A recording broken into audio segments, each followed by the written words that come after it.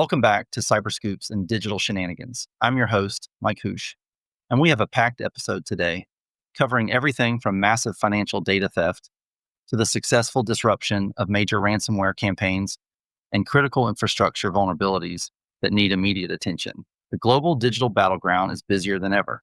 So let's get into the scoops. We start with two major data breaches that remind us just how vulnerable personal and financial data remain. First up is the peer-to-peer lending marketplace, Prosper, where more than 17 million individuals were likely impacted by a breach. According to Have I Been Pawned, the database compromised contained sensitive details pertaining to 17.6 million Prosper accounts. Hackers accessed and exfiltrated names, addresses, IP addresses, email addresses, dates of birth, social security numbers, government IDs, and even employment and income details. While Prosper stated there's no evidence of unauthorized access to customer accounts or funds, they are offering free credit monitoring as appropriate once the analysis is complete. This is a massive haul of PII, making identity protection paramount for anyone who has ever interacted with their service. In other breach news, the famed auction house Sotheby's also disclosed a data breach. Hackers stole highly sensitive personal information, including names, SSNs, and financial account data, following an intrusion discovered on July 24th. While the total number of affected people has not been disclosed nationally, limited filings, such as 2 residents in Maine and 10 in Massachusetts, suggest the overall number might be relatively small compared to the Prosper incident. Regardless of the scale, Sotheby's is offering impacted individuals 12 months of free credit monitoring services. It's unclear whether the victims were employees or customers, or if this was linked to a ransomware attack. These incidents underscore the consistent threat to organizations handling high-value personal data, from luxury auctioneers to lending platforms. Moving away from breaches and into proactive defense, Microsoft recently executed a significant disruption against the threat group Vanilla Tempest. This group, also known as Vice Spider and Vice Society, has been active since at least 2021, often targeting the education and healthcare sectors.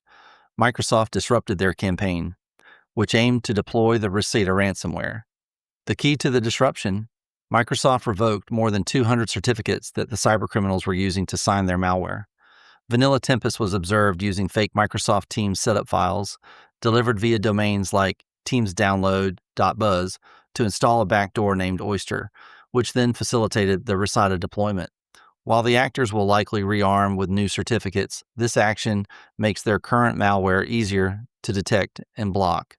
On the topic of massive criminal takedowns, the U.S. government achieved a historic operation, seizing $15 billion, approximately 127,271 Bitcoin, worth of cryptocurrency assets. These funds were linked to one of the world's largest operators of forced labor scam compounds across Southeast Asia.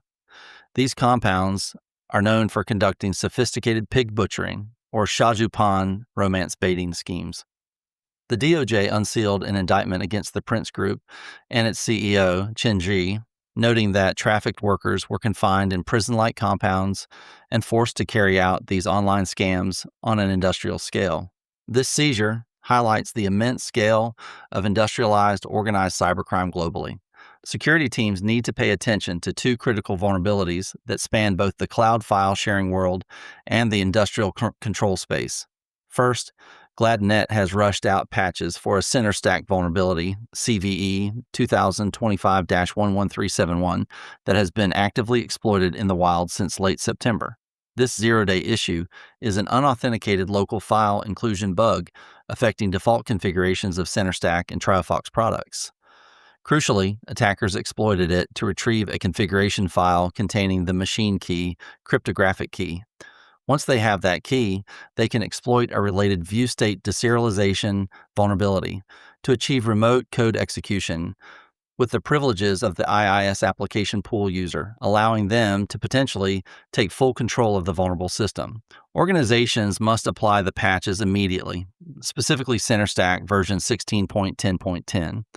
Second, we turn to industrial cybersecurity and the Phoenix Contact Quint 4 uninterruptible power supply UPS devices. The vendor released patches for several flaws, including 4 that can be exploited for denial of service (DOS) attacks by remote unauthenticated attackers. One vulnerability, CVE 2025-41703 is particularly concerning. An unauthenticated attacker can use a Modbus command to turn off the UPS output, leading to a denial of power service. This could put devices into a permanent DOS condition that prevents remote recovery.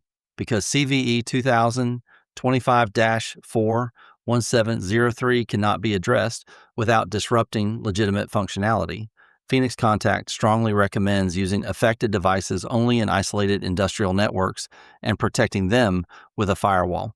Finally, let's look at how threat actors are refining their tactics. We are seeing continued evolution in phishing, specifically with the emergence of the Whisper 2-factor authentication phishing kit. This kit has quickly become the third most common phishing as a service (FAS) offering, after Tycoon and Evil Proxy, generating close to 1 million attacks targeting Microsoft accounts last month. Whisper 2 FA is defined by its ability to steal credentials multiple times through a real-time credential exfiltration loop using AJAX technology. This loop continues until a valid multi-factor authentication token is obtained, effectively bypassing traditional MFA protections. We're also seeing hackers leverage legitimate tools to bypass defenses. Cybersecurity researchers documented a rise in attacks exploiting remote monitoring and management RMM tools. APT groups and ransomware crews are using phishing emails, often warning of fake logins to ConnectWise Screen Connect instances to gain initial access. They then use legitimate features of platforms like Screen Connect, including unattended access, to establish persistence and move laterally within compromised networks. And don't forget the basics. Legacy Windows communication protocols like LLMNR and NBTNS continue to expose organizations to credential theft. Since these protocols accept responses from any device without authentication, an attacker on the same subnet can use tools like Responder to trick a system into sending NTL MV2 hashes, which can then be cracked offline. The common threads this week are clear. Patch immediately when an exploit is confirmed in the wild, as with Gladnet's CentreStack.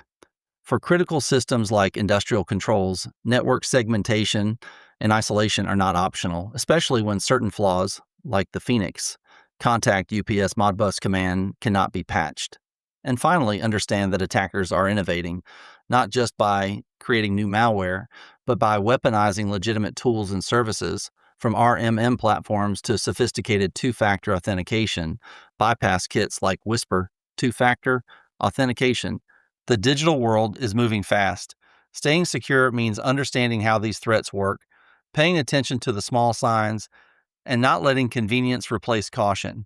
That's all the time we have for today's Cyber Scoops. Stay secure out there.